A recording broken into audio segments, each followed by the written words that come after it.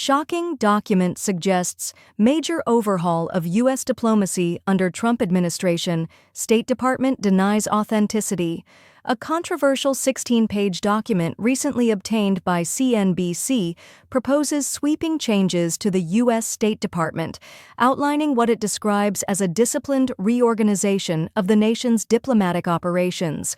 According to the document, these proposed reforms would have a profound impact on American foreign relations, potentially scaling back U.S. diplomatic presence globally. However, the Trump administration has swiftly rejected the authenticity of the document, which was first reported by the New York Times as a draft executive order. A State Department spokesperson told NBC News the NYT article is entirely based on a fake document, attempting to distance the administration from the controversial proposals. The document, which lacks a date, has nonetheless captured significant attention due to its ambitious scope. At the heart of the proposals is a plan to eliminate non-essential embassies and consulates in sub-Saharan Africa in a bid to streamline operations and reduce costs.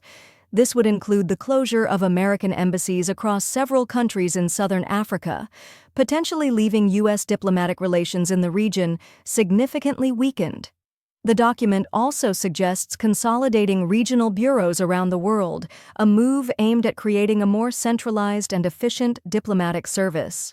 In addition to these geographic changes, the draft calls for dismantling several bureaus within the State Department, particularly those focused on issues such as democracy, human rights, and international organizations like the United Nations. These cuts would reflect a shift toward aligning U.S. diplomacy with the America First strategic doctrine, a policy framework championed by former President Trump that prioritizes national interests above global cooperation. The document proposes significant alterations to the diplomatic selection and training process as well, with the goal of increasing the effectiveness of U.S. diplomats abroad. Under the proposed changes, America's diplomatic footprint in Canada would also be reduced, with operations in the country consolidated under a smaller team, specifically within the North American Affairs Office. These reforms, as detailed in the draft, are presented as efforts to cut waste, fraud, abuse, and enhance the projection of American strength abroad. However, the State Department has firmly rejected the legitimacy of the document, calling it fake news and urging the public to disregard its contents.